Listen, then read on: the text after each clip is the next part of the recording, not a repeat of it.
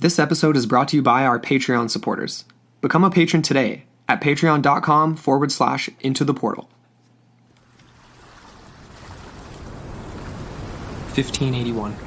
Somewhere in the South Pacific Ocean. Captain Arkwright had assembled somewhat of a skeleton crew for this particular voyage. After sailing around the South Pacific, encountering new peoples as they visited dotted islands stranded on the edge of nowhere, they were told stories through song and dance, through pictures etched into the cliff walls of passing giants, standing like animate stone monsters rising from the depths. Captain Arkwright and his men had learned of a place that the islanders of various locales dare not venture near. El Banur, the Island of Death. Said to be the home of an endemic monster growing amongst the palms and bogs of its inner lagoon, it is a place where those who venture in do not return. Indeed, the legends of man-eating plants has captured the imaginations of horror fiction throughout history. However, the origins of such tales are what interest us the most. As like many folklore and legendary tales, the horrors are often based in truth. Could such man-eating monstrous plants have existed in our world's ancient past? Even more disturbing, could such plants still be growing in the far reaches of our world's untouched jungles today? Join us on Into the Portal for a journey into the world of undiscovered monsters and some of the strangest tales in Cryptobotany. Man-eating plants.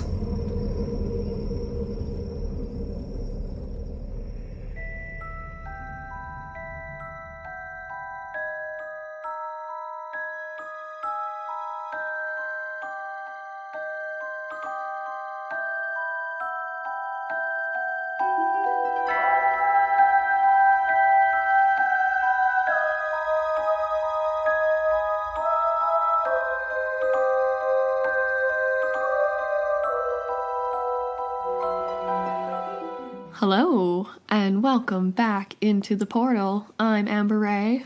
And I'm Andrew McKay. Welcome back, everyone. Mm-hmm. And we've got an interesting episode for you guys this week. It is different than anything we've covered before. I'm really excited about this. It's pretty cool. It's really fun. But first, before we get into any of that, a little bit of housekeeping. Quick bit of housekeeping. So, pretty excited. We have a couple of new patrons. Yes! So really, stoked on this. Definitely. So thank you so much to Talon Wise and Luis Martinez. I think it's Talon. Talon? I don't know. I feel like Talon's more badass. I hope so. That's a badass name. I did have a friend in high school named Talon, though, so I wonder if it's that. But okay. Anyway, Talon or Talon Wise and Luis Martinez, thank you so much, you guys, for joining us on our Patreon page. Yeah. You guys are in for a treat. So totally. Stay tuned for some cool stuff coming your way. Mm-hmm. And, of course, we had our winners of the pumpkin carving contest. Yeah, holy crap. Okay, so we were wowed with these entries. Like, it was so cute. We had all ages, all abilities, and I loved each and every one of them.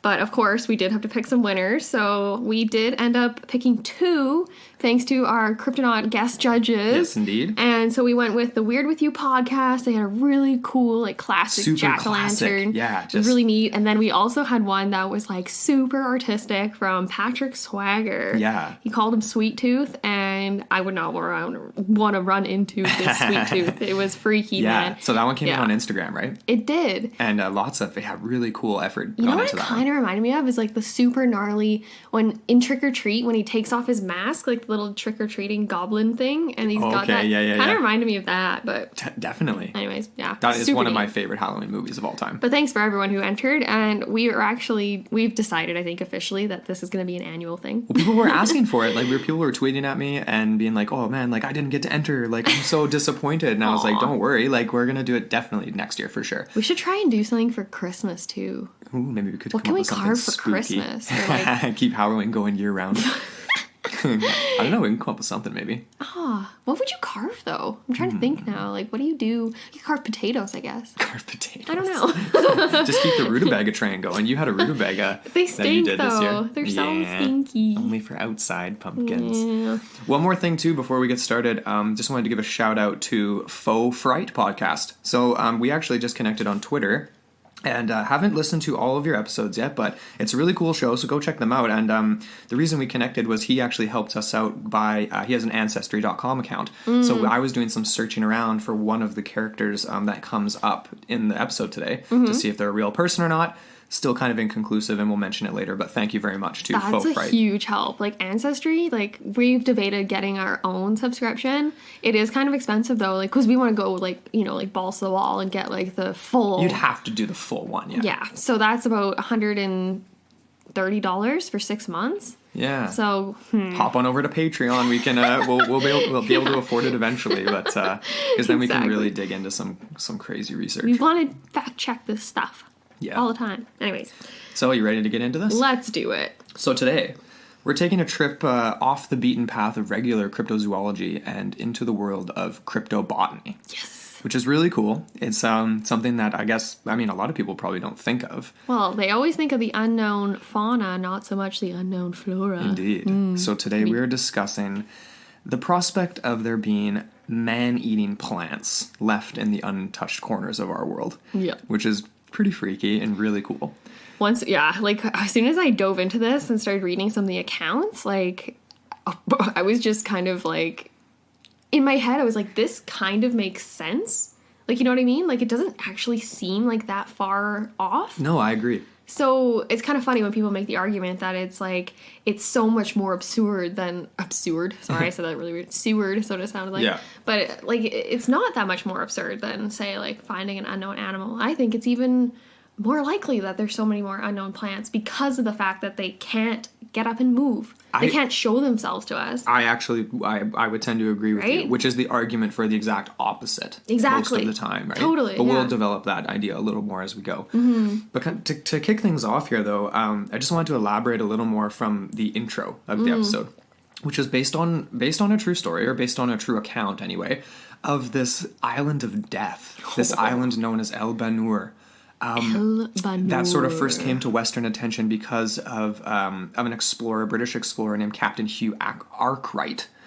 So basically, like, the indigenous peoples of the South Pacific allegedly knew of this place and sort of refused to visit it for sure, but definitely refused to even go near it. So they wouldn't even venture even close to the lagoon, you know, that's before the reef of this island or whatever, right? Interesting. This reminds me of North Sentinel. Very much so. Except with a little bit more of an insidious occupant, so to speak, because at least the people on North Sentinel are just trying to do their thing. Yeah, but they're very hostile. They are indeed and hostile. Deadly themselves from a distance with those arrows. Right. But the fascinating thing about this sort of early story is that it's Taboo, the DVD. Just make a quick appearance. Yeah, no, the interesting thing about this early story is just the idea that they wouldn't set foot on it, sure, but wouldn't even go near it. So the idea that maybe like spores or seeds or things could reach you without actually even physically being on the island, that was just kind of this cool idea that I had with this, right? Okay. Because they feared this plant that lived on this island. A plant so dangerous that it spread through the folklore of the islands for literally thousands of years. So, like I said, Captain Hugh Arkwright, he sailed the Pacific around 1581, and he was warned of this island by various different peoples around. It was essentially the home of what we now know as the death flower, or the corpse flower. Oh yeah, I've heard of that one. And I'm not 100% sure. Like, this story is a mix of folklore and, you know, quasi-legitimate account. 1581 exactly, people. Right? But the cool thing about this So is wait a second, just pause for a second. Okay, sorry, yeah, go ahead. This guy, Hugh Arkwright, would be someone that we would want to look up on Ancestry.com. Yeah. Right? Well, he was definitely a real person. Was he definitely like, by a all real accounts, person? from what I could see, yeah, he was he was a real explorer. Even so. It's always nice good to check. triple check, right? No, definitely. Sorry, continue. But the freaky thing about the flowers on this island were basically that they were so massive that a full-grown man could stand up inside of it. Okay. So giant plants. And they claimed that the aroma that this flower would get off was so intoxicating that basically any human couldn't ignore it. And essentially you would be drawn into this and you would crawl in and fall asleep in this flower only to have its petals fold over you, suffocating you. And then by the time you realize where you are, you're already stuck being slowly digested. The way I see this is almost like a Pokemon style attack, like an Oddish attack. You know, it's so cute, right? Oddish, you always see him, he's always sleeping, and like, or not always sleeping, but a lot of it. And he does have that sleep powder attack. So I could just see like someone like, just falling asleep, cuddling up next to Oddish, and then Oddish is like, you know, like he has got all those leaves on the top, and they just kind of fold in on the person and then just absorb them. Yeah. So Not very that. much like very much like a Venus flytrap, except much more massive as the stories go here. That's so cool. So this was kind of one of the early accounts of an island, sort of this. People didn't know if it was a real place or not, harboring a species that was basically had an insidious nature to it. So you mentioned here, like, there's these strange fragrances that kind of have this, like, intoxicating effect. Like, So that's the opposite of the corpse flower. yeah, exactly right. That's what I was gonna say. Yeah. Like, it's so funny because, like, what I've heard most commonly reported is that this corpse flower obviously smells like a dead, decaying Disgusting. body. Yeah. And then that's how it attracts all these insects, right? Yeah. That would be normally attracted to a decaying human body. Right. And therefore that's its sort of source of food. Yeah. But this is interesting, right? Because it's kind of the reverse, Yeah. where it's almost like giving off what I would imagine, like, to be pheromones. Yeah, something along those lines. Mimicking mammal pheromones Exactly, of some kind. yeah. And so you just kind of, oh man, it's like the creepiest little fairy tale, hey? It totally, and since we know the corpse flower is a real thing, it's almost like this. If this island was real, this is the sort of the nice smelling dainty cousin of the corpse flower. You know what I mean? So this is just generic to the South Pacific, though. Right, and of course this island doesn't exist today. So there's no- speculation that right? Like this was just a tiny dotted rock in the legends that had these plants on it. Okay. And so you and I were talking about this the other day, like, well, 1581, maybe there was some sort of like volcanic activity or something that happened, and we could have lost some of these smaller, just specks in the ocean, right? They just disappear, plates subduct, and we lose land masses all the time. Right. So it's not unheard of. And we know that This is about 500 years ago. Exactly. And we know that a lot of islands in the South Pacific obviously have species that are completely endemic to those islands. You do not find them anywhere else. So if this island did exist with this flower, maybe it's sunk to the bottom of the ocean now and we will never know. But that is kind of I thought that was the best way to kick off this story, these accounts. Love that story. Because it's just kind of, takes us back in time. So neat. So, yeah, okay, that's highly speculative, highly imaginative, and fun, vague, early account. It really is, yeah, but it sets the stage, I think, for a really interesting episode. So thank you, Andrew, for starting off with that. But obviously, we already know of some plants in this world that are carnivorous, and the first one that everyone would think of is obviously the Venus flytrap. Of course. And I actually didn't even know that this is going to sound terrible maybe, but I didn't know that this came from North America. Okay. I thought it was perhaps maybe Central or South America, maybe, I don't know, or maybe from the Caribbean islands, I'm not sure, but this is new to me. This was actually from the boggy regions, first discovered in these regions of North Carolina and Virginia. So in swampy areas, like lots of moisture, lots of humidity, kind of mimicking a subtropical environment. So that does work, right? Totally. And it's so funny because, like, when I was a kid, I was obsessed with these Venus flytraps. I would always go down to my local flower shop, Rick's Garden World, and I would always pick them up. And they always came in these tiny little pots, like a 1/2-inch pot, and they were always covered. And they had, like, a lot of moisture and a lot of that, and they were these tiny little things, and so much fun to play with when you're a kid. But I'm pretty sure I killed it, like, instantly, because I was always poking it, trying to get it to close. Yeah. So it's, like, wasting all of its energy on that and not actually absorbing anything. Plus, there was, like, no flies in my house for whatever reason. So anyways, it was always a bad thing. But Venus flytraps, hey? Like, there's just the cute little carnivorous guy that you can have on your desk or wherever, and you wouldn't even think that it could possibly digest.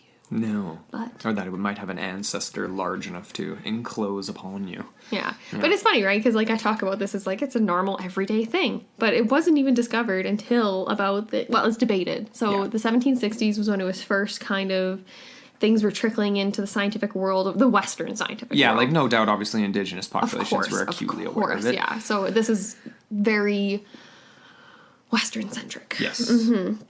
But yeah, no, it did start receiving a lot of attention in this sort of later half of the 1700s. And it was funny, this guy, Arthur Dobbs, who was the royal governor of North Carolina, he even remarked how unusual this little plant was. But Charles Darwin also made his comments in 1892, and he described the Venus flytrap as, quote, one of the most wonderful plants in the world. And this was quoted in Insectivorous Plants. Yeah. insectivorous. Looking specifically He's not at- saying carnivorous. He's Right. saying insectivorous. Yeah. If I'm saying that right. What is the difference? No difference, really. Yeah. But yeah, no, it's so funny, right? Because at this time, this is folklore. This is exactly what we're talking about right now with these larger renditions of these plants. Yeah. So no one actually believed this was to be true until a man named John Ellis, a member of the Honorable East India Trading Company. That's actually so fitting that the Taboo DVD came out Oh, that's so while funny. we were doing this recording, because anybody who's watched that show, we should cover it for Film Friday, even though it's not a movie, too. We should. Awesome series. It's just so great. Which is dark and folklore elements and supernatural. Yeah, exactly. Like, it does fit the themes of the show. There's witchcraft, there's black Witchcraft. magic, there's all sorts of stuff. And history. The Honorable East India Company. Yeah, so not so honorable if you ask a lot of people.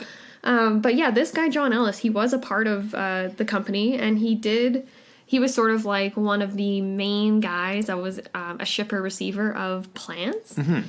And he dealt with all sorts of exotic specimens. He was kind of like, trying to make a catalog of sorts, I would imagine. And he worked with a guy named William Young, who was the royal botanist of the time. So they would work together, and they're just, basically exporting plants to England for further study. Yeah, it was just, and it was a business, too. It was about... Oh, totally, yeah, exactly. Of course. Why else would they be doing it? Right, yeah.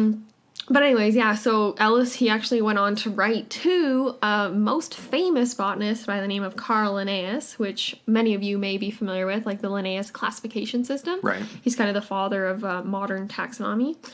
And so he described this plant, and in the letter, he actually named it after the Greek goddess Diana, or the god that the Romans called Venus, so that's where we get Venus flytrap. Right. Actually, Interesting. quite fitting, hey? Yeah, that is kind of interesting. Well, I wonder what the inspiration was to name it after the Greek goddess, though. Yeah, like was she particularly Ooh, was she venomous? Yeah. Not venomous, but you know what I mean? Like vindictive or something? Or maybe. Carnivorous? Maybe she just liked eating insects. Who knows? But anyways, yeah, so that kind of opened the doors for everyone's wild imaginations to kind of just go out and find these things, right? Like, that's so inspiring if you think about it. Yeah, and it kicked everything off, right? Because, like, especially for people back in Europe and in the UK specifically, who didn't believe that these things existed, and then here you have, they trickle back in and they're being put on display at, the Royal whatever, like, Museum of Natural History, essentially. It wouldn't have been called that at the time or whatever, right? Yeah.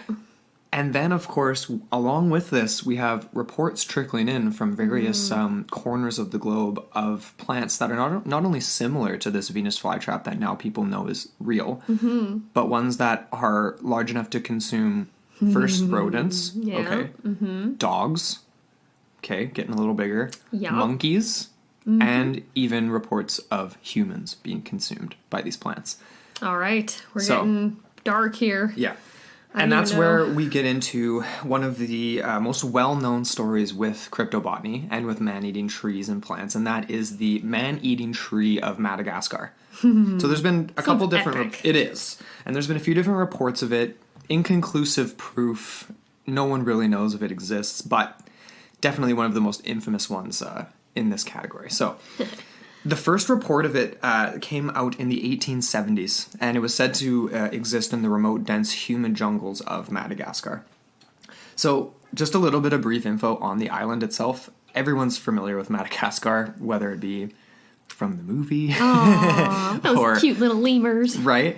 And everyone pretty much knows, like, the species on Madagascar are endemic to that place. Like, they're very unique to that. And you know what's interesting, right? even as an additional side note, is the idea that we watched that documentary, right, that was suggesting that there was a massive piece of land, like continental landmass, that actually was like subducted at one point, but might have connected Madagascar to the Indian subcontinent. Right. And there was that whole, what was that called again? It was like the lost continent of something, and it was in a lot of folklore. Yeah.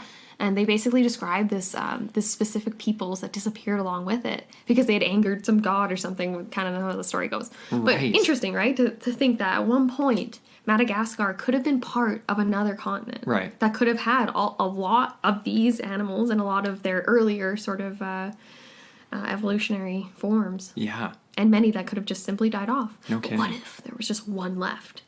I'm somehow, some imagining way. like the separation of the two continents, and there's like a bunch of plants on the one that's sinking, and then there's one left on the side that stays up above water, and it's just like watching them sink disappears into the depths of the sea.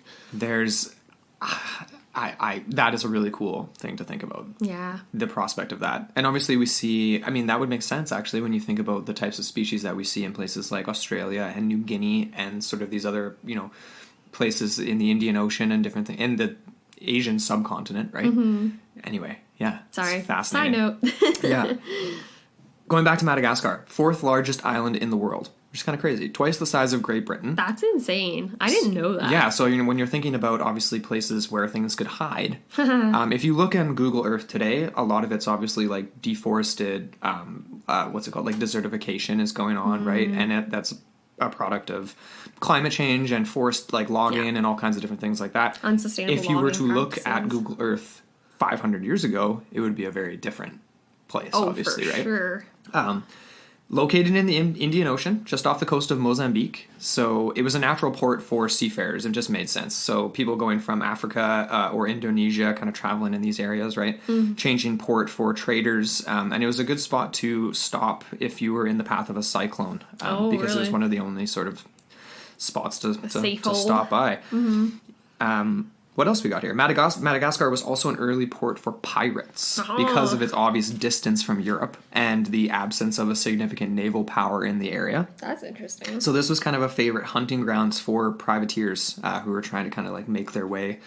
But it was also a popular just straight up hiding place. So whether you were there to kind of eat and just, survive for a little while or for a quick hideout, maybe stash some treasure, who knows? Yeah, I mean, rich biodiversity. The island is home to 5% of the world's plant and animal species, which it doesn't sound like a lot. But it's kind of crazy. It's one island, 5% of the entire world's species, right? And around 80% of them are endemic only to Madagascar, like we said. So if you look at that, you could say that 4% of the world's plant and animal species is endemic to Madagascar. Yeah. If I'm doing my percentages right, because 80% of 5% would be 4%, correct? Right?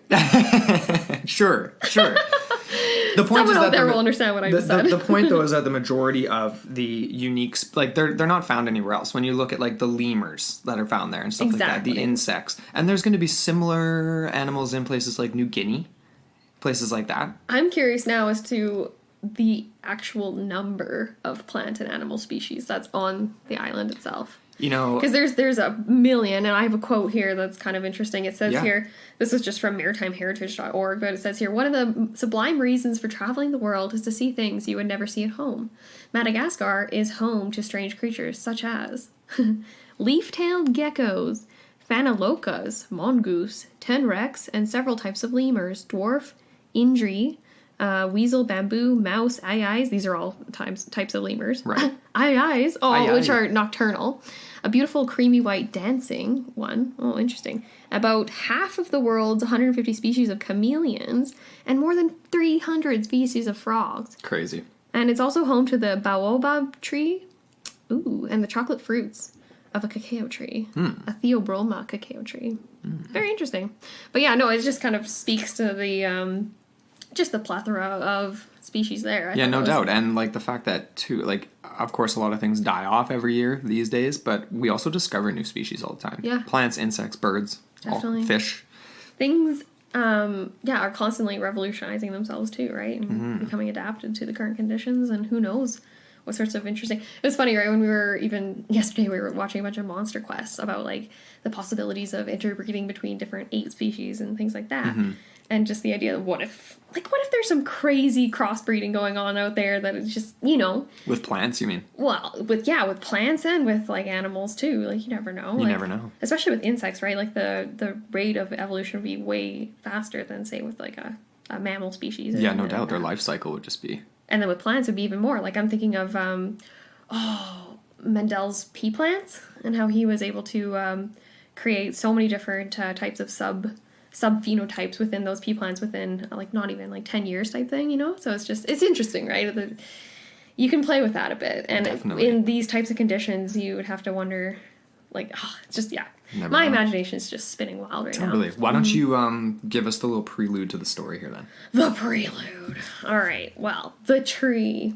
So this is fairly recent, I would say. Like, it only came to Western attention in the later half of the 1800s. So 1878 is the date. Yeah. When this letter, it's an alleged letter because there's no record of it now, but it was received by one Dr. Emilius Fredlowski, who was a Polish biologist. And this letter claimed to have witnessed some crazy stuff, people. Yeah. It was a fatal encounter with an unknown coniferous. Whoops.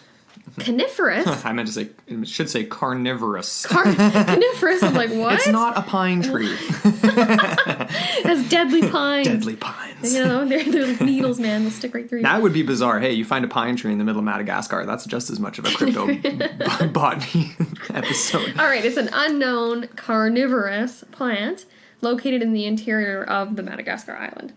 So yeah, like we said, this is debated since there are several claims that it has shown up in like various publications for the very first time. Yeah. So it's kind of just like, who knows? Who had it first?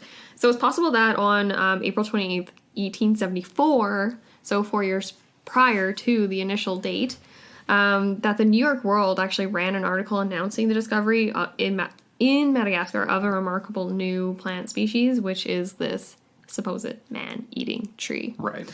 Yeah, so apparently this letter that was given to the Polish biologist Fredlowski was written by a German naturalist and explorer by the name of Karl Leche, possibly spelled with a K, maybe a C, maybe with a Y on the end of it, maybe not, who knows.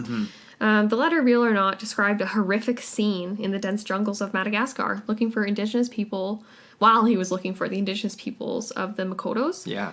But the way that I read it was that he was already with them, or he was with another tribe when he happened to witness this amazing and awe-inspiring and horrific scene. Yeah, I would go with the latter. So Horrific. he witnessed a nightmare, essentially, is what I Definitely. would describe it as. Definitely. And essentially this was a human sacrifice.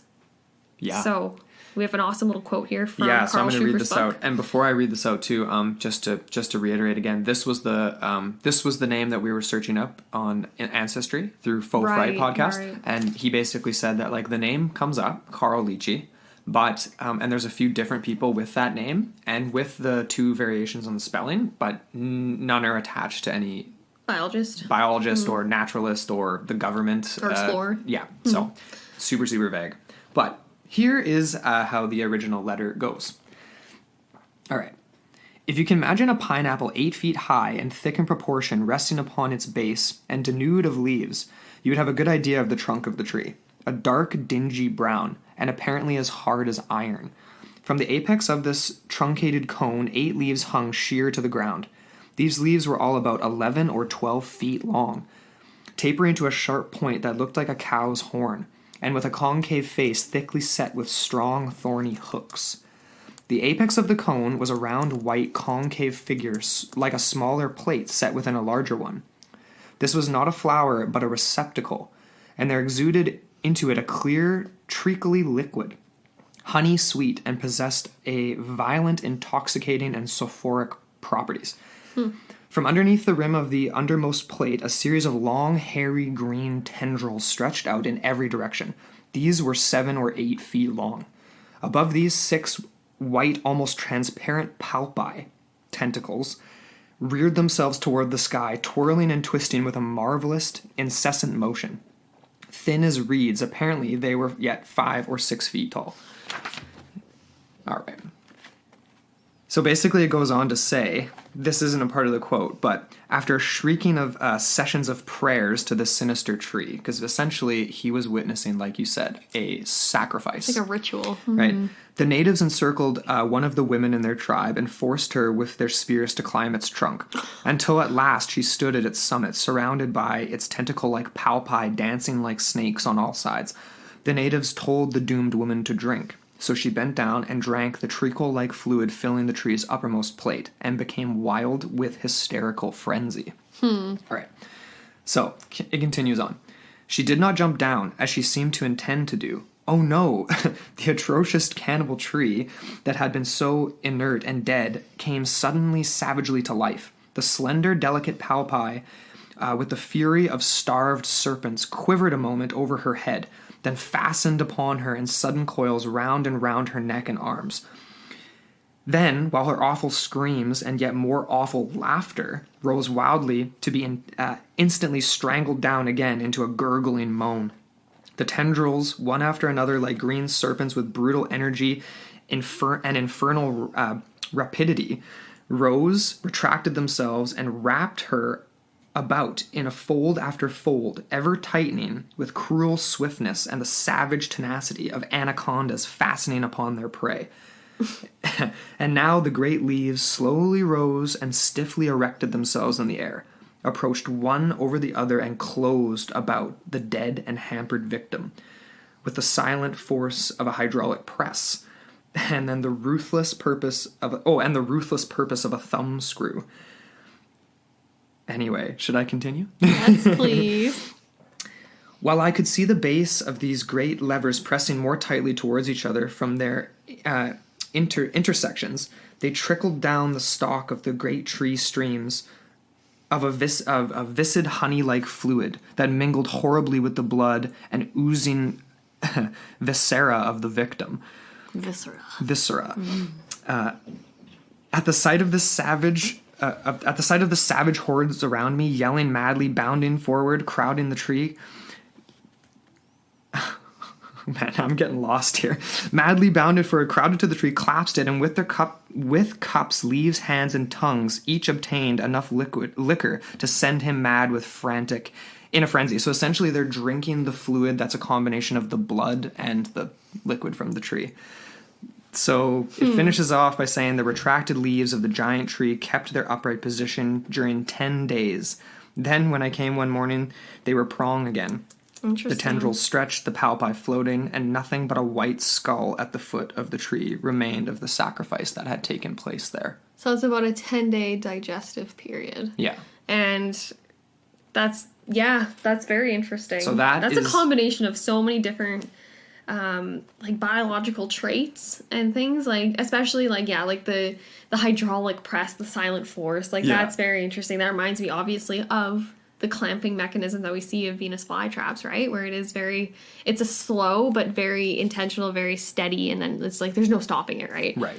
And that's very interesting. The idea that the 8 leaves that are kind of like the outside sort of thing, that they're all well like beyond the scope of like a human, right? So it's almost like it's designed for prey that is the size of a human. Right.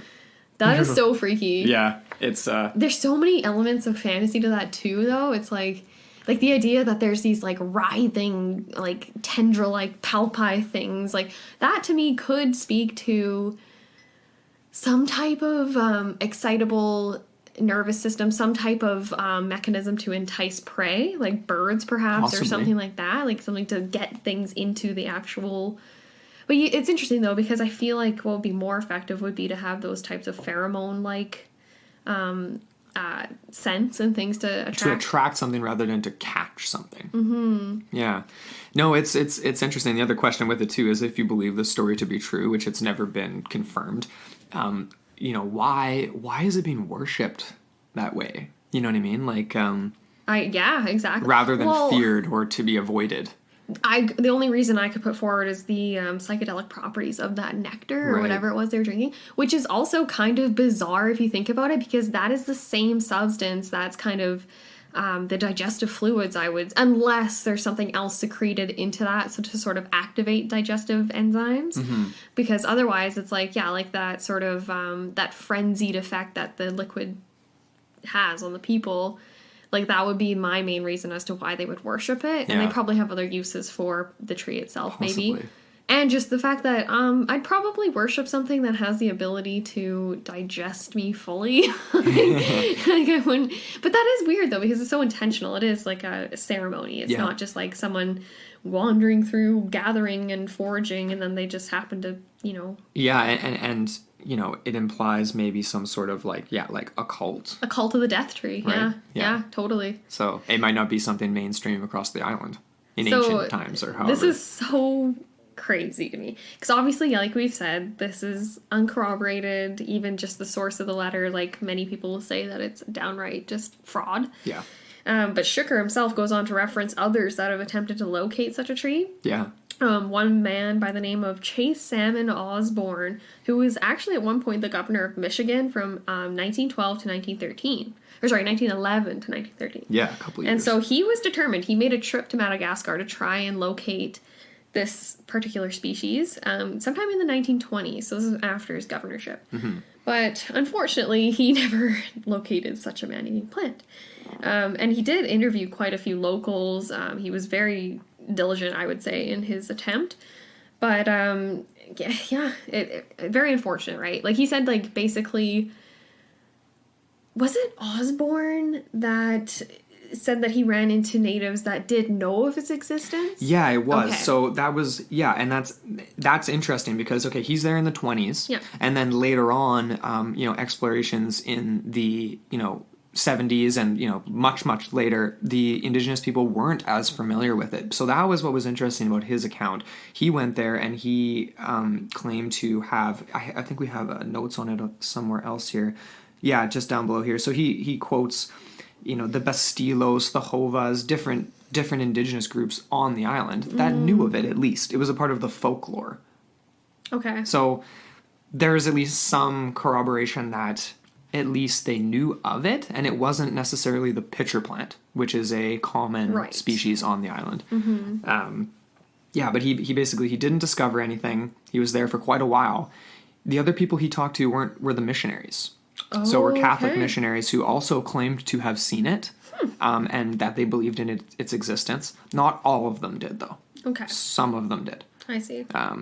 So you have to wonder if the ones that didn't, if they just refused to because of their pious nature and they refused to acknowledge the existence of such insidious creatures on God's earth, basically. You know what I mean? They closed their minds off to it. Quite possibly. Mm-hmm. Yeah.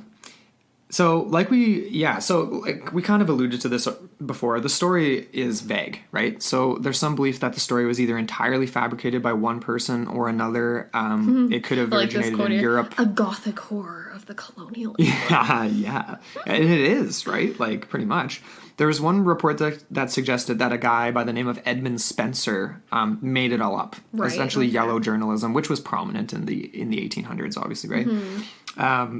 It goes on to suggest, this article that I was looking at, that none of the people mentioned at all existed. So Carl Leachy, Dr. Emilius Fredlowski, the Makodos tribe, basically claiming that none of these things are real. Okay. But it's inconclusive. So, the only thing that is conclusive is that Osborne was 100% a real person. Osborne was a governor. Yep. And that he did write this book called Madagascar, Land of the Man-Eating Tree. Definitely. And that was published in, 1926? Yeah. Something like that. Yeah. Mm-hmm. So, but it's like absence of evidence is not evidence of absence. And that's just something I like to reiterate because, just because Ancestry.com's a thing doesn't necessarily mean that you're going to find the names attached to the stories that you're looking for when these people existed in the 1800s, right? That's true, yeah. Record keeping was good, but it wasn't perfect. It wasn't. And yeah, so we obviously get more people weighing in here, more cryptozoologists. We are already familiar with Ivan P. Mackerly from our Deathworm episode, but there was also this guy Roy P. Mackle who also weighed in, and he was looking into the background of Leachy. Apparently he couldn't find any conclusive records from Germany of any such person. Like we said already, no one linked to exploration. Obviously there were people of that name, but they were doing different things and weren't this person. Right. But he also suggested that from his perspective, these descriptions were highly embellished. It seemed to be an amalgamation of a bunch of different plant characteristics, and in his eye, it made no evolutionary sense. Right. But that's subjective, too, if you think about it. You're coming from... Well, you are a cryptozoologist, but you are coming from your own preconceptions of things. Yeah, for sure. But I get what he's saying, though, the description of the writhing palpi and, sort of those rapid movements and stuff. Exactly. Those are not common with plants. No. You can get those movements with like a mechanism reaction where you, like the Venus flytrap, where you're touched and it's a quick closing. Exactly. And there are obviously, there is evidence to support the idea that plants do have electrical impulse systems, and they can react to stimuli, and they can simulate motions and things, and seem to have, but to this degree though is highly debatable, right? And even, like if cryptozoologists are weighing in and saying that this is kind of crazy, then I'll kind of, lean in their direction too. But he's kind of just covering his butt though too, right? Of course. And he did note, however, that there are still areas of Madagascar and New Guinea. New Guinea's interesting in this too. Yeah. Where man has never stepped foot. Like man is in like the Western whatever. Yeah, that type of thing. But yeah, there could be corners of this earth that are home to such a plant. And so, obviously he was followed up again with this Ivan Mackerly, and who again had some interesting things to say about this as well, and potentially the story being based in some reality. Right. So essentially, this was in the late 1990s. In 1998, Ivan Mackerly spent a month in the jungles of Madagascar.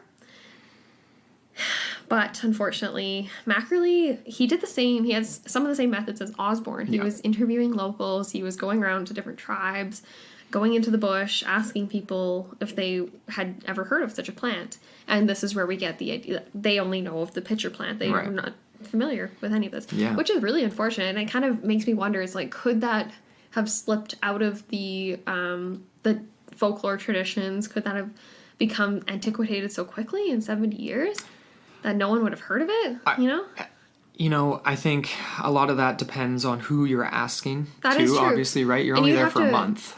Well, that's true, a month. And then also, exactly, which specific locals he is asking. Maybe there are some people that would have had the knowledge that he just didn't get to. Possibly, because this was the quote from Osborne from the 20s. "I did not see a man-eating tree, but from all the peoples I met, including the Hovas, Sakalavas, Bastilos, and others that have told stories and myths about it, why should it not exist? There are insect-eating plants with the same mechanism.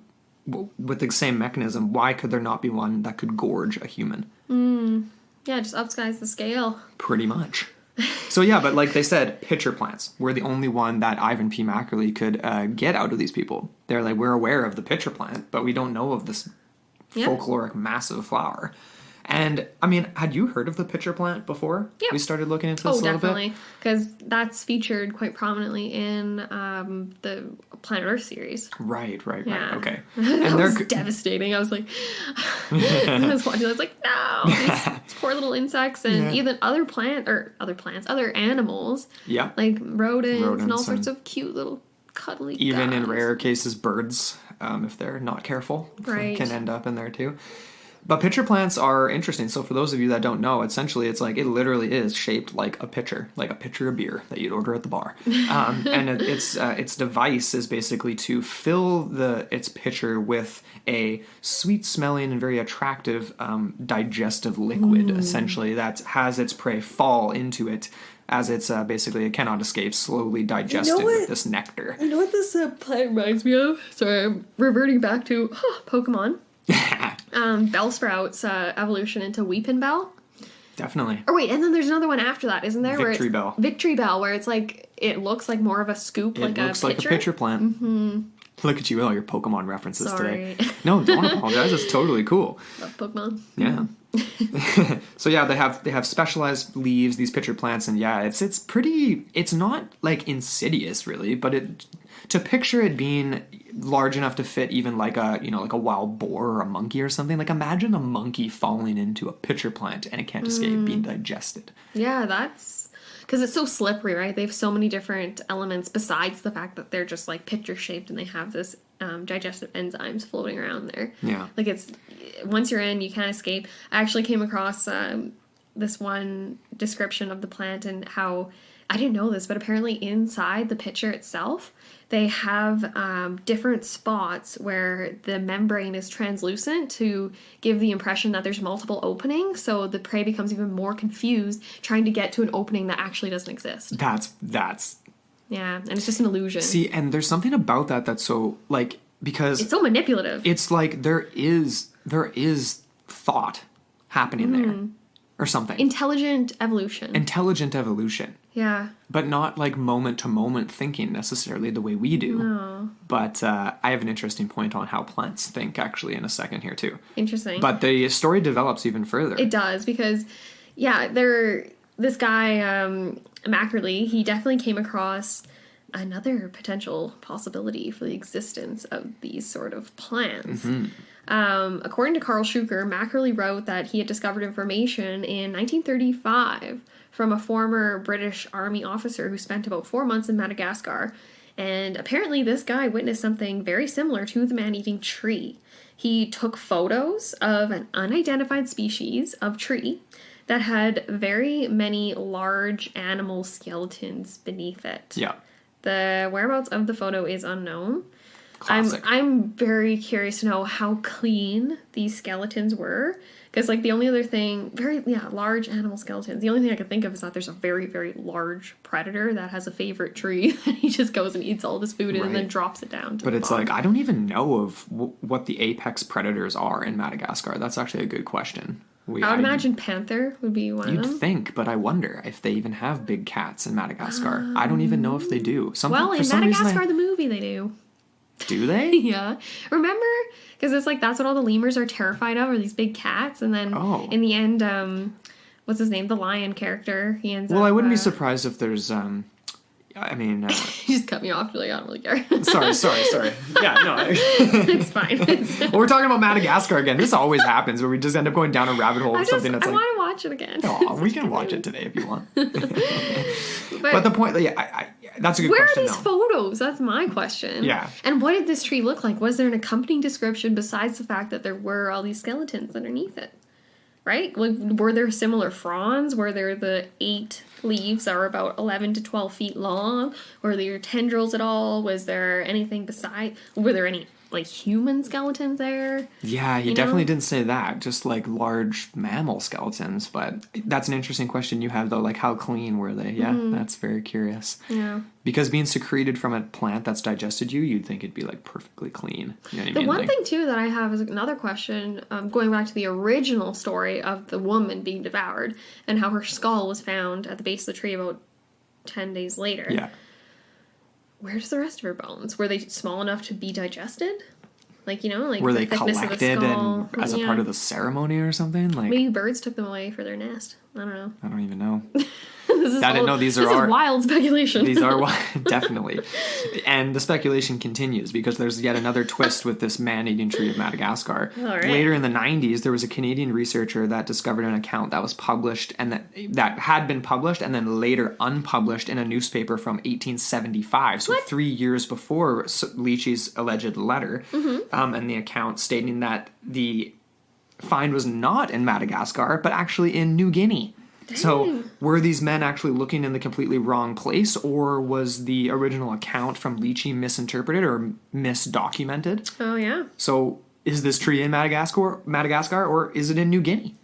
Or is it completely made up? Yeah, no, this is getting more and more interesting. And it's so funny because obviously, New Guinea, that again brings to mind a lot of... a lot of exotic natured things, and it's dangerous things. Dangerous things, yes. So of course I had to do a little bit of research into that and how, this is just a quote from theclever.com, but it says here, quote, since the vast majority of the area of New Guinea remains undocumented and unexplored, it is speculated by scientists that a lot of species of flora and fauna still remain undiscovered to this day.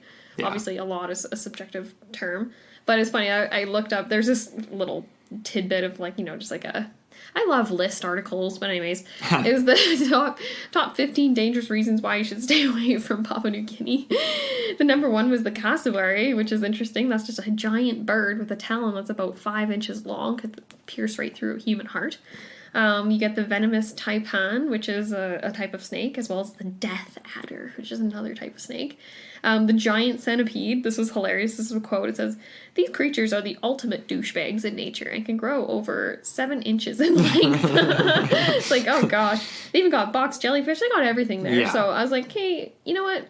dangerous, deadly trees, I feel like that would fit right in. Totally. And here's the other cool thing about cryptobotany that's different than cryptozoology. Okay, even for the areas of New Guinea that no Western explorer has ever stepped foot, there's a really good chance that there's a lot of regions that no indigenous people have ever stepped foot, simply because of the inaccessibility, right? Yeah. A crevice, like super steep cliff faces and stuff, but it's all still within a tropical area where there could be plants in a tiny little, because that's just it, right? Like a population of one endemic species of plant theoretically could exist within a few hundred feet of one section of remote jungle. The same way that you'll find, a patch of Venus flytraps in one section of one bog on the North Carolina coast. Exactly, yeah. And nobody may have ever crossed those paths. Yet a bird that flies by and lands on it gets eaten and digested, and we'll never know. Nope, exactly. So, anyway. That's what I feel like a lot of these accounts, like we haven't got into even half of them yet, but I feel like that is the case, right? Where these people accidentally stumble and almost become victims, or their animals that are with them almost become victims type thing. Yeah. Where it's like, this is exactly how these things work. And a lot of the times, if this happens to you, you're not going to escape. And no one's going to hear about you, and no one's going to hear the tale of how you're eaten by a plant. Exactly. So we have yet another one that is unknown to science. And this one is kind of freaky too. Known as the Mexican snake tree. Cool. Now, obviously Mexico is a little bit more of a explored area. The idea of something existing there that's never been seen is a little less likely, but of course there's areas that have probably never been touched. Probably. So basically, it goes like this. In Mexico, there's another terrifying plant unknown to science, and it does some pretty gruesome things. So it first appeared to Western scientists when it was written about in a journal by a naturalist by the name of Dr. Andrew Wilson in 1892. Basically, it is said to be found on the outlying reaches of the Sierra Madre. It has fast-moving branches that react to the movement and contact with it nearby. So one tale goes as follows, basically. That a wandering, intrepid traveler came across the tree, and without knowing the dangers of it, he leaned on it, resting his hand against the side of the plant, just taking a break. Instantly, as soon as he put his hand on the side of this tree, it closed on his skin so tightly that it broke the skin and started gushing blood. So it was that much force from its branches. The man later returned with chickens to see what would happen. So he returned with chickens, pressed it against the side of the tree in some sort of a strange, sort of gruesome experiment. And basically, he claimed that the tree began to suck the blood of the chickens with small suckers on an octopus-like branches. So that this tree essentially had willow-like branches, but with small suckers on it. Willow-like branches. So how could this tree go unnoticed, though, is the question, right? Could something really go unnoticed in Mexico for this long? That's this dangerous, right?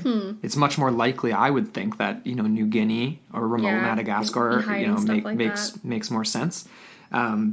Despite this, though, the unlikelihood of this, there's some evidence that came from a French explorer in 1934. This guy was named Byron Cun de Porac, and he led an expedition into the jungle near Chiapas, and basically he claimed that just a couple of hours hiking into the jungle, he came across the following. And so this is another quote from The Beasts That Hide from Man. And do you have it there? I do. Okay, let's hear it. This is from page 119. This is a quote here.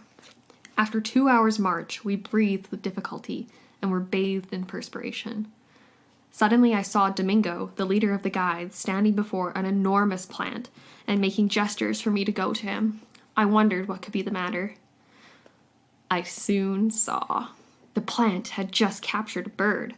The poor creature had alighted on one of its leaves, which had promptly closed, its thorns penetrating the body of its little victim, which endeavored vainly to escape, screaming, meanwhile, in agony and terror. "Blante vampire," explained Domingo, a cruel smile spreading on his face.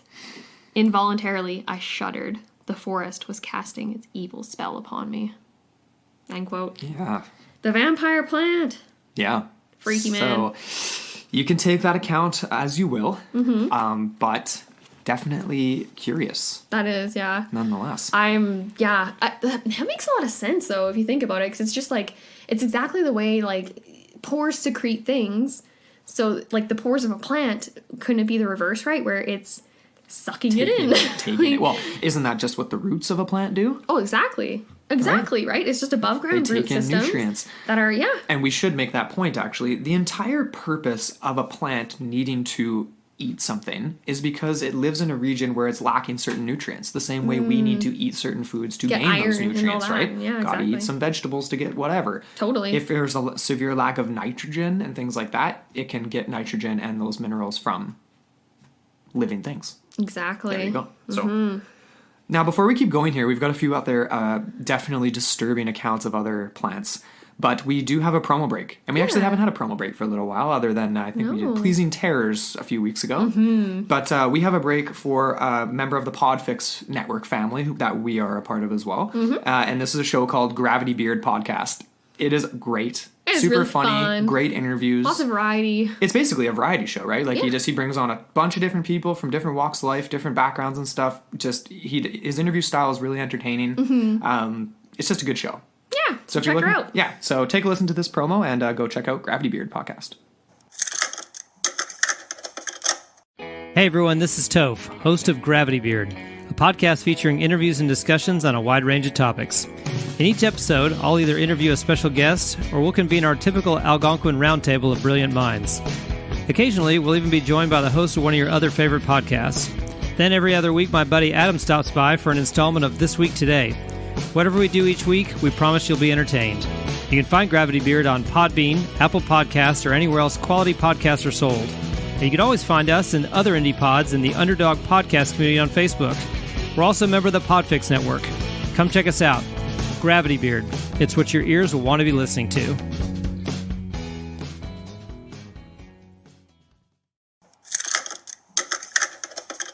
All right. So, make sure you go check out that Gravity Beard.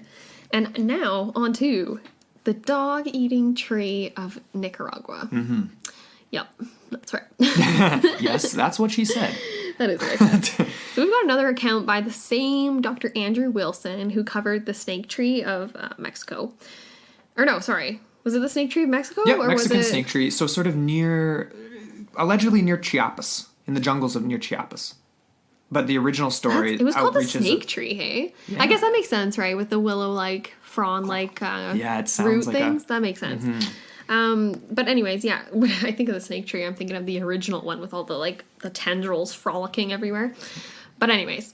Actually, that's very true, right? Yeah, with the writhing palpi. Definitely sounds like that. Well, they described it as serpents moving. Yeah, exactly. Right?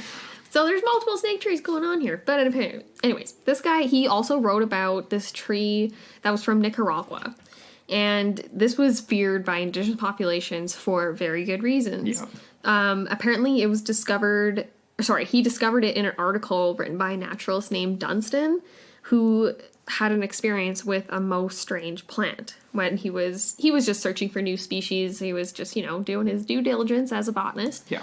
And his story goes that while he was searching around, he had a dog with him that he always had, and his dog had wandered off, and it started yelping like crazy, and it was from a distance, so he had to go and find it. Yeah. By the time he reached his dog, it was clearly in distress. It was crying, and it had been completely wrapped and was being squeezed in what looked like rope. It was like root-like ropes, and basically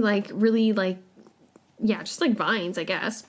So once again, kind of similar to a weeping willow again. Yes. Yeah. Yeah, lots of small tendril-like appendages coming off and wrapping themselves quite viciously around the anyone stalk. Who's ever tried to swing on the branches of a weeping willow or has, played with the ones that are falling on the ground or whatever, They're tough. Know how strong they are. They are really tough. Yeah. Yeah, because the fibers grow in such a way that it's interlocking and anyways, it's like rope. Yeah.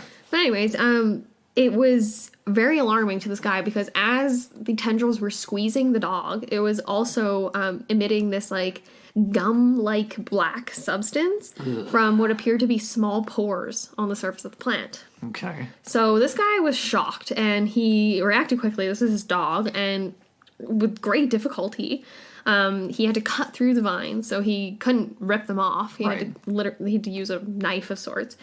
And it was super sticky, super heavy. He managed to free his dog, but it was basically, the damage wasn't fatal, Right. but the dog was definitely struggling, and it was being partially digested. Like, there was evidence of blood on the ground and on the actual parts of the plant that were wrapped around the animal. Yeah.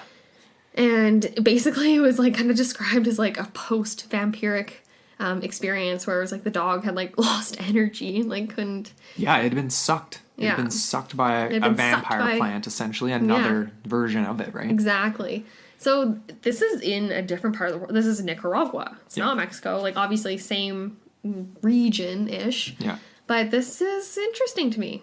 I don't know. And then we get another one, hey, in Brazil. So this is all over, dotting all over, like, Central and South America. Yeah, and obviously, like, when you think of plants like this, obviously Central South America kind of make the jungles of those regions make a lot of sense. But we started off with Madagascar and New Guinea, and now here we are moving into this. But I don't know. Yeah, Nicaragua and Mexico, definitely places that are more explored. That's for sure. But at the same time, if we're going off of what we were saying before, that we think it'd be more likely that plants like this wouldn't be discovered, then it makes just as much sense that they would be in the jungles of Nicaragua. Yeah. That we may have walked past them, people may have walked past them hundreds of times and never actually come across And then it, right? the other unfortunate souls that happen to be trapped within them. And then, like, how many times do you think it's happened where it's like, oh, so-and-so went to the jungle, never came back? Yeah, Wonder nobody knows why, right? You blame it on whatever, but It could be anything. Exactly. It could be a man-eating plant. It could be a jaguar. It could be anything. could be anything. Never know. So we have more of these plants coming up, and they all have sort of their different variations, and the next couple are from Brazil. So there's 3 actually kind of trees that are part of the folklore in Brazil: the devil tree, the monkey trap tree, and the yataveo tree. Okay. So I'll start off with the yataveo because this one's I like this one. It's cool. In an 1887 book, this plant was actually named the yataveo tree, and yet another man-eater said to dwell in the dense jungles of Central America. So it was named by a guy named J.W. Boole, and his book was titled Land and Sea, and basically looking at unexplained animals and creatures and things. So he described it as having a massive trunk with many shoots coming out of the top of the tree, and these shoots were covered in large spines. So the shoots hung down to the ground. So this is, again, similar to kind of the Madagascar tree, and also similar to kind of like the Mexican snake tree. So the shoots hung down to the ground, seemingly motionless, of course, until someone comes too close. Unsuspecting prey. And of course, without warning, the shoots spring to life, wrap their prey, crushing against the side of the tree, and impaling its victim with the spines on these branches. Okay. So it's essentially, picture it's like a rope full of nails that's slashing you, pinning you, and dragging you. And then just absorbing you. Against the side of its trunk. That's crazy. Yeah. That's freaky, man. Pretty freaky. The next one is very similar. So we also have the devil tree. So this one, okay, so I should say, like, that has some differences than the others, other than the fact that it's obviously a man killer. So instead of having its deadly appendages above the ground, like the snake tree and like the yataveo tree, the devil tree hides its tendrils beneath the soil. So allegedly snaring its victims as it walks over the trap. Interesting. So, I mean, this sounds like an adaptation that's a real thing. You know, that sounds like an evolutionary adaptation. That it would be. All of these sound real to me. I know, but it's like this one reminds me almost more of like the funnel spider, where you're hiding beneath the ground, or True. It's more of a mechanism like the Venus flytrap. Like, you don't know it's there, you walk over it, it closes. Yeah. I find that to be a little bit more of a natural mechanism than above ground tendrils that wrap. I don't know why. So these are root-like appendages. Right. So, yeah, it hides its tendrils beneath the soil, snaring its victim as it walks over. The snoil. So, in 1932, a man by the name of Thomas W.H. Sarle, he was from the UK. He set off specifically to look for this tree, and it was also known as the octa tree because of the underground tentacles that were similar to an octopus. All these are very reminiscent of an octopus-like creature. Very much it's so, like right? Cthulhu with the plant world. Yeah. Anyway. It really is, though. It is. It's like, I don't even know. It's like, I want to find one of these things, but I don't. It's like so many things that we cover in the show. It's like, I want to know if it's real, but I also am I don't want to run into it myself. Right? I'd love to go see it as a display in a museum. That would be awesome. Right. Of course, this isn't the only deadly plant known to inhabit the jungles of central Brazil. There's another one known as the monkey-eating tree, the monkey trap tree, that basically, traps full-size monkeys. So it's said to dwell somewhere on the border of Brazil and Guyana. So basically, unlike the vines of the others where it wraps its prey, this tree has massive leaves that attract animals with a scent. So very much like the flowers of the island of the death. death tree, yeah. Or the alleged island of death, right? Right. So they attracts things, they get comfortable near the plant, and then of course these leaves will slowly close around the prey, very much like Venus flytrap. But of course it's big enough to encapsulate a monkey. So who's to say that I couldn't... And some of these monkeys, just to say, like, I mean, when they're standing on their hind legs, even when we're thinking of like a howler or different, mammals like this, they're tall. Probably at least like 3.5 feet. Oh, minimum, for sure. I mean, howlers would be even taller than that. 4. Oh, for sure. So yeah, that's not, in my mind, that's not out of the realm of possibility for something to grow to be something to be the size that can digest something like you or me. Yeah, and the legends go that it only takes 3 days. So unlike the 10-day of the flower from Madagascar, this allegedly digests mammals in 3 days. Will secrete a skeleton. Very similar to our digestive systems. And this one reminded me, I put a little note here, it's like totally reminded me of the Ancient Insects episode of X-Files, where they're basically cocooning things, digesting it within the cocoon, only to have a partially digested skeleton drop out of it a few days later. Exactly. Yeah, just like a desiccated, completely dried up, digested body. Just disturbing. That actually, that's a really interesting comparison. Right. This reminds me of, this is X-Files written all over it. Totally. Man. That kind of brings us to the end of the stories, though. This bringing us into our theories and thoughts section of the episode. Okay. So let's talk about some of the similarities we've seen between the reports. Either these things... Okay, so the actual mechanisms to entice. Some of them are tricksters, right? They're lying in wait, they're hiding, they're trappists. Others are more, they're alluring. So they have scents, they have appendages that look kind of perhaps attractive to other things. Yeah. Or blossoms that are so beautiful that you just can't help but lie against it and then be, kind of enraptured by its seduction, so to speak. Totally. This is going to sound weird. Maybe a strange comparison. I don't know why my brain's going there. Maybe it's just because we just watched like The Witch and some of these sort of witchcraft things. But isn't there some similar sort of descriptors? Like, hey, when I think of the movie, so like you've got the one version of these plants that's like, oh, it sort of beckons you in with this beautiful smell and this and that and the other. And that reminds me of like the scene with Caleb going into the woods. But then you also have the violent tendrils of like basically just a straight, like something demonic, something violent, instantaneous, not alluring, but just deadly and dangerous and evil. Anyway, there's metaphors to be had here. Oh, for sure. And the idea even, like, okay, so we have the mechanisms of attraction and then the mechanisms of digestion, right? So some of them are more violent where it's actually, like spearing its victim, like the bird that was in that one story. Yeah. Or perhaps like the other from the Brazil. Hand of the guy on the side of the tree, too, like getting, instantaneously crushed. That's so bizarre, man. Yeah. It's... To me, okay, so what to you is the most plausible out of all those? Like the pitcher plant style where it's just slowly digesting in fluids, or the more violent type of like suction and like stabbing through to kind of get to the victim. Here's the thing. There's so many rabbit holes with this, right? Because like when I think of there being something like the snake tree or like the Nicaraguan dog devouring tree, those sound so ancient, like prehistoric plants that needed to have those adaptations to survive in a time when the nutrients were so drastically different and when the prey that they needed to catch in order to survive would have been bigger. So that would require something to have been like preserved in amber seeds or spores or something like that. Some sort of DNA of some kind. So I don't know about the likelihood of the Mexican snake trees and those types of ones. Like, it would be so cool to find. Maybe they exist in a nook and cranny of New Guinea in a crevice somewhere. Perhaps. But we do know pitcher plants are real. Yeah. And for there to be one large enough for a human to fit in doesn't sound that unlikely to me at all. And if they're attracting other small mammals, why not humans too? Especially if you're maybe malnourished out in the jungle, the humidity's messing with your mind a little bit.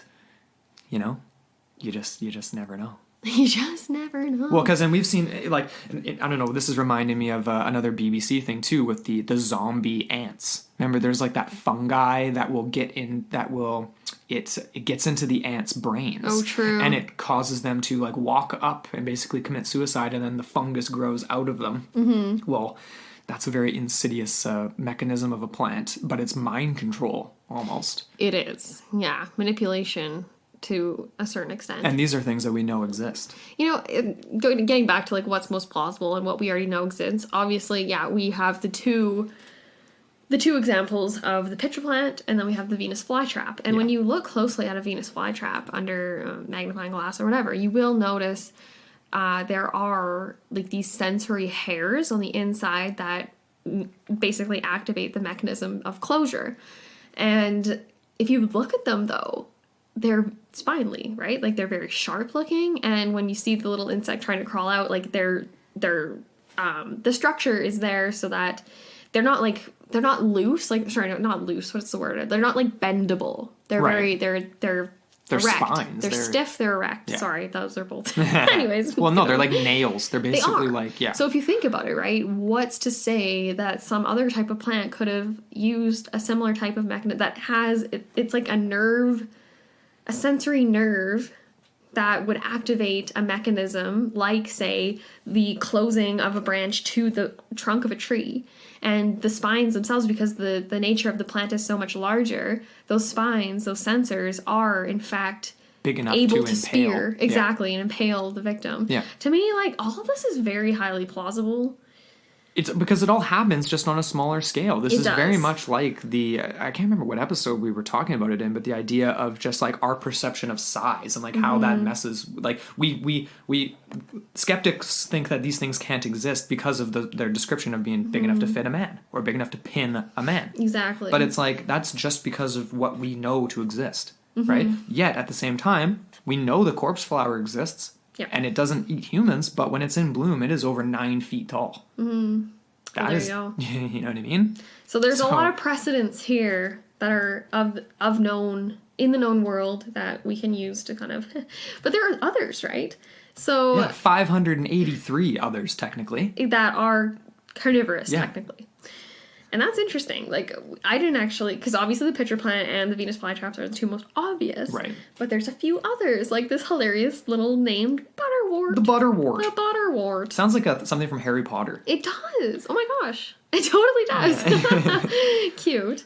But this one is, it's a very beautiful, brightly colored flower that draws insects in, but it's the leaves that actually kill. Oh, okay. And they're covered in this greasy type substance, and it just envelops this insect or the victim or whatever, and then the leaves wrap around it, and then they slowly digest. But Which is exactly the way these other stories are describing. It's interesting, though, because this one moves a lot more slowly, unlike the Venus flytrap, which is pretty much instantaneous within a few seconds type thing. Right. This can take an hour. So, like, I'm assuming the insect is trapped by the greasy, like, substance. Trapped and then the slow curling of the leaves Right. happens very slowly. What to you is more insidious? The idea of being trapped, like you're stuck, or you could escape, but you are hallucinating, or like the insect is disillusioned, like you described with the pitcher plant. You're trying to escape in a direction where there is no escape. Oh.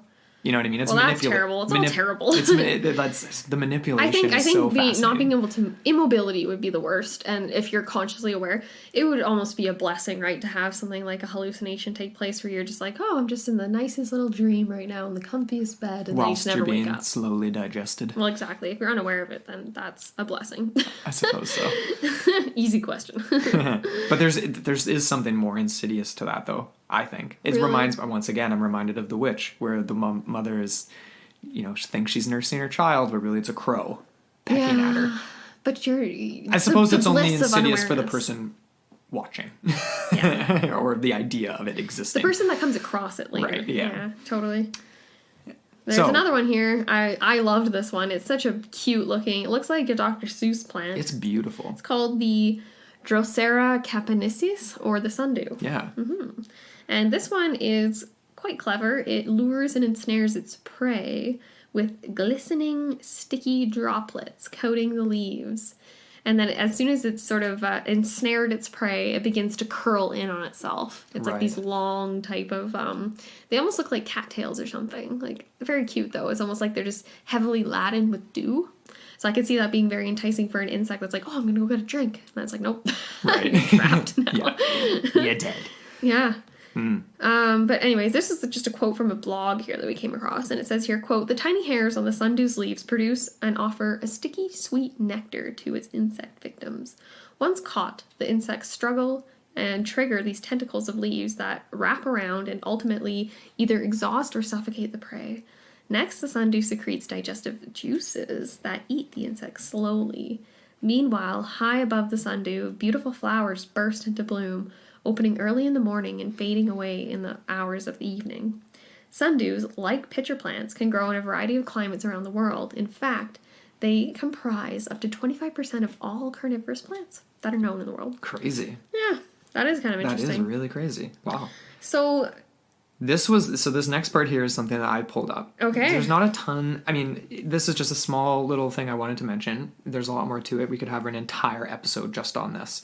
And there's multiple articles, but one that I pulled up was from by David Suzuki, No way. who is like a Canadian researcher, obviously. And Suzuki Method Piano School.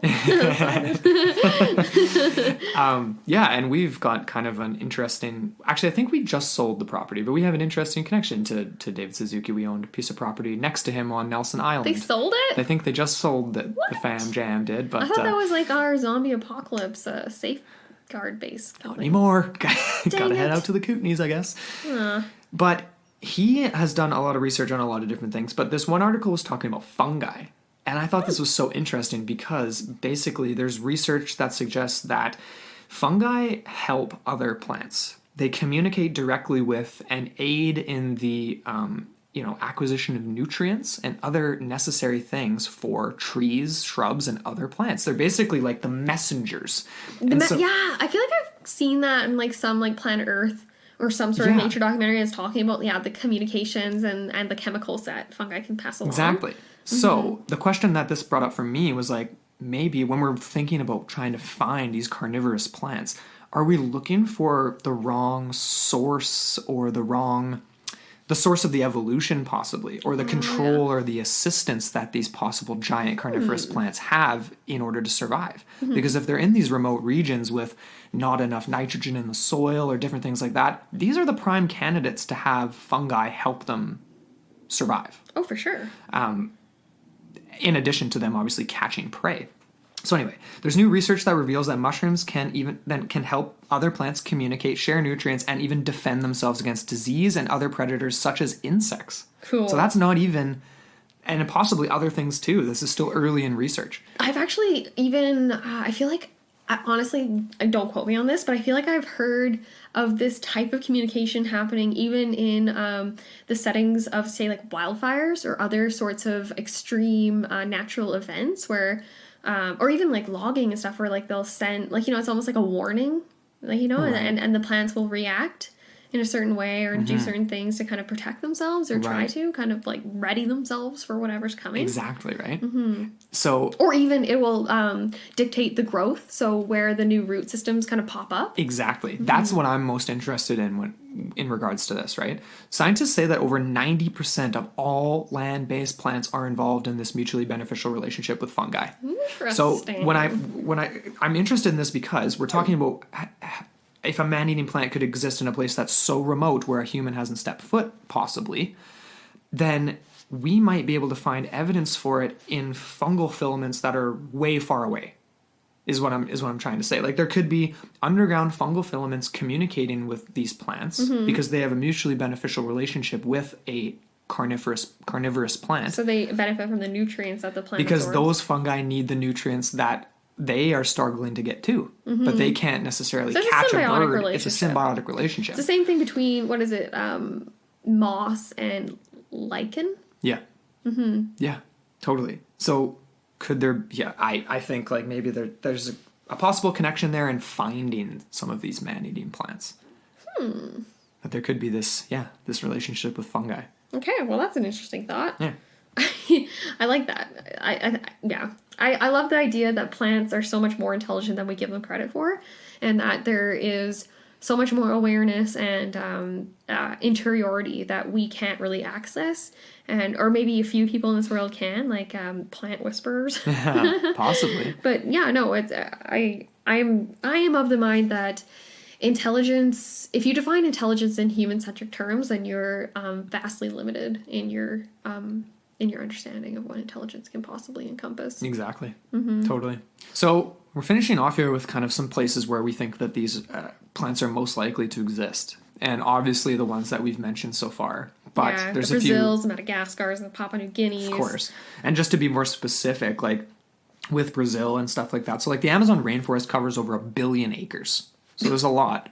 That's insane. Of course, it's a ton of it's being logged.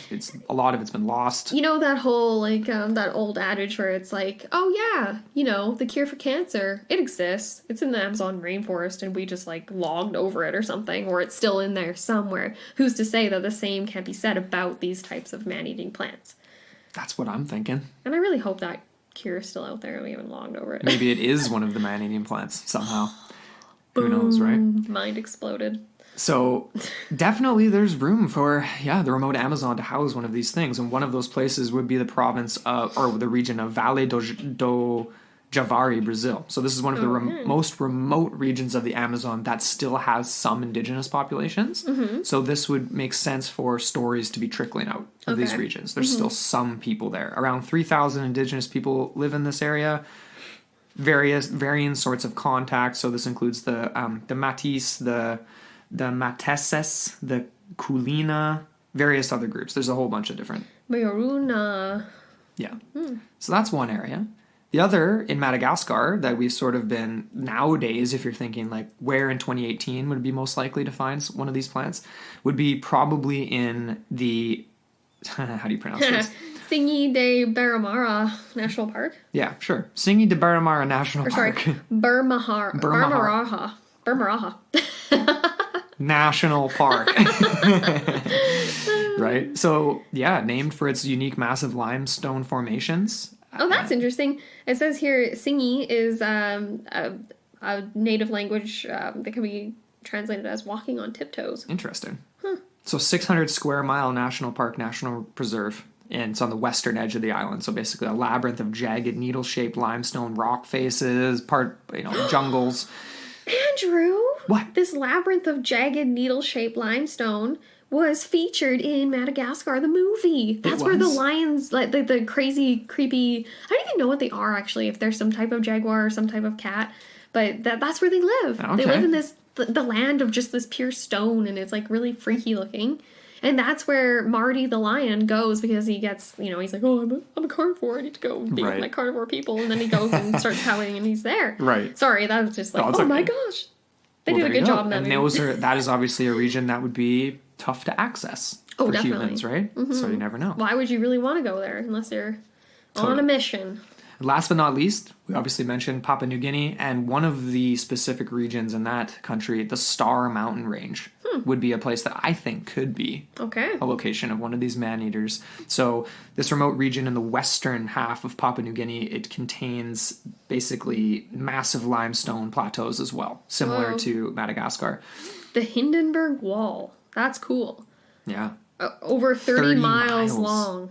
Wow. Crazy. Different bluffs and different sort of outcrops and things like that. Ecosystems high above the ground. All undisturbed. That's very interesting. Crazy. A recent biological survey of the area found over 1,000 animal and plant species, almost 100 of which were completely new to science. So there you go. That's interesting. Okay, wait. So this is the same neck of the woods where we were talking about in our giant birds of the sky episode, Thunderbirds. Yeah. We were talking about that one particular eagle that was feeding on the skulls of monkeys that it had fed on were found in these nests, right? Was that the same area? I'm trying to remember if that was New Guinea or New Zealand. There was also evidence in West Africa of larger... Oh, I think it was the West African one. Yeah. Right. But there definitely was, it was more of a prehistoric bird reported in New Guinea. Oh, okay. It was like a pterosaur. Like a pterodactyl. Some okay. sort of a pterosaur or something like that. Okay. And people still claim to see it. So, and like we just said, look, 100 species of which were brand new to science, and this is just recently in these massive plateaus, right? Other obvious areas would be like central Congo and the national parks in Central Africa and things like that, but there haven't been reports from there. No. So we're basically left with the search in, I think, the most likely places in New Guinea, personally. Yeah, New Guinea and Madagascar. And it's interesting, too, if you think about it, right? Like, the places we've talked about kind of are in that sort of central mecca of Central America, South America on the Atlantic side. Right. And then we get the Madagascar and Papua New Guinea on the other side of the ocean. Right. But if you think about it, in ancient times, those continents were together at one point. Yeah. And so we're talking about biological evolution that could have been occurring over hundreds of millions of years. Yeah. And this could be just the last remnants of it. And who's to say, because these are all fairly antiquated reports. Like the most recent comes from the early 1900s. Yeah, or the 30s, I guess you could say, 30s. from that British, the guy with the photos. Right. So that would be but even that's debatable, right, as to whether or not the plant was responsible for that or something else. If he had offered some type of more elaborate description on what he had seen, or if we actually had some of those photos, that would be great. Yeah. But, yeah, no, in all of these cases, I'm trying to come up with some sort of conclusion here. Like, what do you think, like, would be, like, what is your theory as to how these plants have managed to kind of evade notice, if they do exist? Like, is it just the sheer remoteness? Is that kind of the... I think, well, I mean, yeah, that's the thing. It's that's like... the only thing they have riding for them, because it's not like they can move around. Totally, because it's like, you'd think that, like, you know, even, like, say, the Mexican snake tree, they come across it, but then they report it, they come back, and then you'll send an expedition and go find this thing, and there will be a specimen of it, right? Mm-hmm. You'd think. Mm-hmm. Unless it's so remote that, like, you can't retrace your steps to it or something like that. Mm-hmm. Or... it's found and burned, like locals or indigenous, like, right? Yeah. They're like, you know what? This is one of the ones. We need to get rid of this thing. And the evidence of the one that's being discovered is gone, but there's still others that's hiding. Actually a really good point, too, to make. Yeah, as the advent of massive wildfires, of, like, you know, just natural events that could have potentially wiped out. Or even disease, for example. Like, that could be another. What if? Okay, this is a wild stretch of the imagination, but what if one of these trees... that was one of the last, it was like the only survivor, and it got hold of a victim that had, say, like a bloodborne virus, like HIV or something, and then the tree actually got AIDS too, and then just died. I don't know if that's been possible, and there's probably a lot of botanists that are just shaking their heads. Oh, of course, but I mean, we're talking purely hypothetical right now, exactly, and that's, those are the types of stories that have, like, gotten into the folklore of just humanity thinking about these things. And we think of all the movies, like I had a list up, we're not going to talk about it, but like one of the movies that I was reminded of was The Ruins. It was like kind of a relatively recent horror movie, I think 2008 or something like that. But it was about a group in Mexico. They find some ancient ruins, but of course these ancient ruins it's this one tiny location of the jungle where there's this one type of plant that grows. And spoiler alert, people, came out a long time ago. It's only endemic to that one section, and it will kill you. And the indigenous peoples in that movie would block them off and were trying to prevent the small group from ever leaving this temple, because they knew that was basically the temple of this plant. Yeah. And no birds would land on it. There was no insects around it, anything like that. And so that kind of makes... Was that the movie that kind of was based off of the same plant that J.K. Rowling used in the first Harry Potter? Remember where Hermione, they're going through to get the Philosopher's Stone, and the first chamber is where they fall into that pit where it's the plant that has all those tendrils, and Hermione's like, just relax, don't move, or else it'll just suffocate you. Right. That's interesting, right? Because that's almost like an anaconda plant. Very much so. This is bringing to mind so many like things from even just my childhood, like that Goosebumps book, Don't Go Into the Basement, where the dad is legit like a plant. Yeah, there's Little Shop of Horrors, of course, is another, like, right? Like, there's so many modern conceptions of these man-eaters. Mm-hmm. Do you think they exist? Do you think that do you think that there is something out there? I'm of the mind that of all the things we've looked at, I would like to believe that at least one of these things is still out there. Because obviously we know the pitcher plants are still out there. We know the Venus flytraps. Who knows how those plants, within their own subspecies and genuses, are evolving. Yeah. Find a pitcher plant the size of a corpse flower. I think that's totally possible.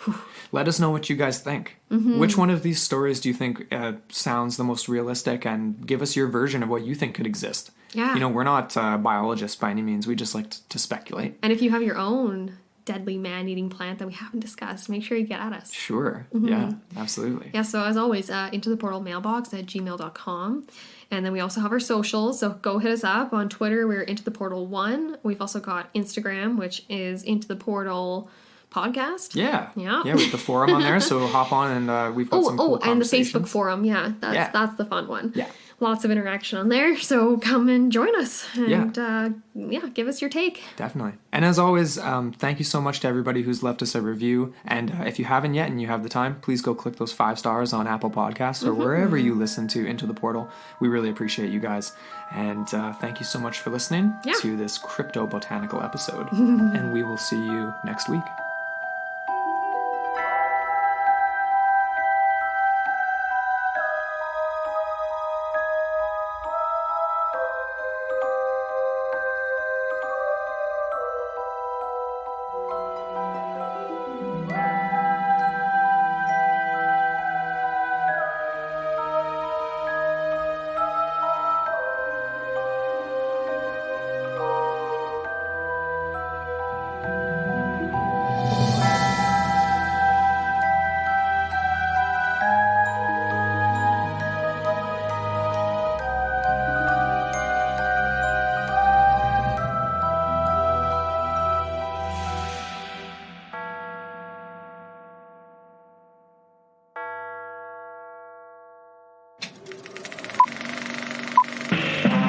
This was a podcast from the Podfix Network. You can check out more shows like it at podfixnetwork.com.